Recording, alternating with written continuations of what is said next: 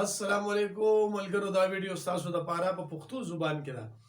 نان سټانډرډ لینګویج باندې جوړه ده الکه سوال پیدا کیږي چې دا سټانډرډ لینګویج او نان سټانډرډ لینګویج کې څه فرق دی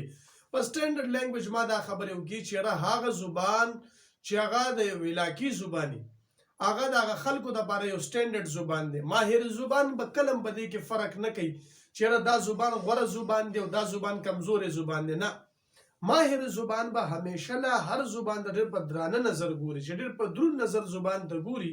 مطلب دا غي دا دی چې دا زبان ډېر غوره زبانی لہذا مونږ دا ویو چې کوم زبان هم زما سره په سوسایټي کې موجود دی په یو قوم کې موجود دی کاغه یو زبان دی کاغه دو دی کاغه درې دی که مختلف ژبې مونږ سره ویل کېږي دا ټولې ژبې چې کوم دی سټانډرډ ژبې دي دې ته مونږ په سپک نظر نشو کتلی ولې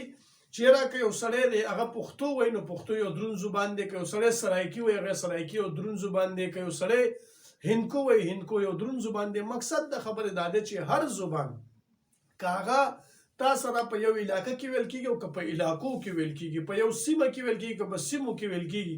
دغه زبان سټانډرډ زبان دی اوس نان سټانډرډ زبان کمی نان سټانډرډ زبان مونږ یو تم نشو ویلی بغیر د یو خبرې نه چې کله زما سره دلته یو کس رالی دلته بل کس رالی دلته بل کس رالی دلته بل کس رالی الګا مختلف کسان دي یو کمیونټي ده یو ګروپ دی یو ګرو دا مختلف خلک راغون شوي دي یو قسمه زیاده چې هغه کې هغه خپل لین دین کوي مثال دا سړی چې کوم دی لیټ سپوز دا عربي دی دا سړی هندوستانی دی مینز چې دا د هندوستان دی دا سړی چې کوم دی دا انګریز دی دا سړی چې کوم دی دا مثال پاکستانی دی دا سړی چې کوم دی دا ما سره دا بنگالی دی دا شان دی بل بل بل بل دا مختلف خلک را یوځای شو اوس مونږ ته دا پته ده چې د وخت نیډ دا دی چې د دې سړي هم ضرورت وي د دې سړي هم ضرورت وي د ده هم ضرورت وي د ده هم ضرورت وي د ده هم ضرورت وي اوس دې ټول لا غونډ شوي دي یو بزنس پرپز دپاره اوس په یو علاقه کې دا عربي د هندوستاني په زبان نه پوهېږي هندوستانی د عربي په زبان نه پوهېږي انګریز د هندوستاني او د عربي دواړو په زبان نه پوهېږي پښتون پاکستانی چې کوم دی خاص طور باندې دی خو د ټولو په زبان نه پوهېږي دغه شان دی بنګالي دی اوس به دوی کوي څه دوی به داسې چل کوي چې دوی به یو لینګویج کوشش به کوي چې دوی به خپل منځ کې یو کامن کمیونیکیشن دپاره کامن زبان چوز کړي اوس داسې زبان دی چې هغه عربي ده نو په عربي کې هندوستانی نه پوهېږي نو دې ته یو غټ هرډل دی دوی به کوشش دا کوي چې یو زبان پیدا کړي پیدا کېدل څنګه وي دوی به یو ټکی داسې ټاکي لکه مثال موږ اوبو ته واټر ویو د بل ورته پانی وایي بل ورته چې کوم دی هغه ورته اب وایي بل ورته څه وایي بل ورته څه وایي بل ورته څه وایي مختلف ټکي استعمال کېږي دوی به کوشش دا کوي چې په یو ټکي به سمجوته کوي هغه دا نه چې دوی کښېني بلکې دوی به سوسایټي کې چې کله لینګویج ډیولپ کېږي دا ډېر زیات وخت لي داسې نه چې بس ته کښېنه او بس لینګویج جوړ شو نه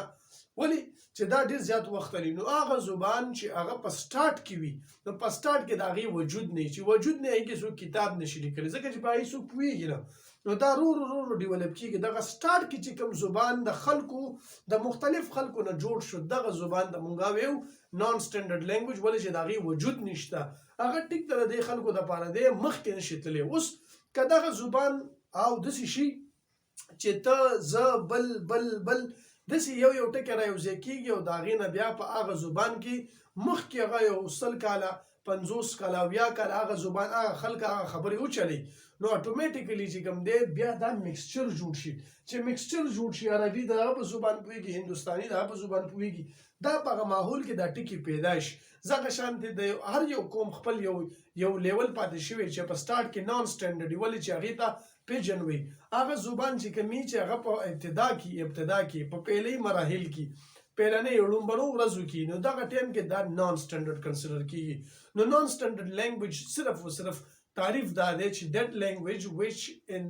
at first that is actually originated at first in between or among many people that they do not understand the languages of we can say one another. No dagha language ته بیا مونږ ویو چې they commonly build a language, and that language which is in fact in its first form is called non-standard language. دا language زموږ سره چې کوم دی د هر زبان start ته ویل کیږي، بیا ورو دا language بیا develop شي، داسې لیول ته لاړ شي. دا یو ورځ خبره نه ده، کال خبره نه، 2 کالو خبره نه ده. It takes years, it takes centuries. نو دغه نه پس بیا دا زبان یو حیثیت والی، هغه حیثیت دی چې یاره په 20 کالو کې زما سره جنریشن بدلیږي، نو 5 score years والی، 100 کاله والی، داسې 200 کاله والی، د هغې نه پس بیا دا زبان یو سټنډرډ لینګویج اختیار کړي، بیا دې ته موږ سټنډرډ لینګویج وایو. زما امید ده چې دا زبان یا د دې ډفرنس یا دا معنی به تاسو ته ډېره ښه پرېوتي. نو کاینلی دا ویډیو وګورئ، کوم ځای چې مسلې مونږ ته په کمنټ سیکشن کې وایي. ډېره مننه، خوشحالي اوسئ.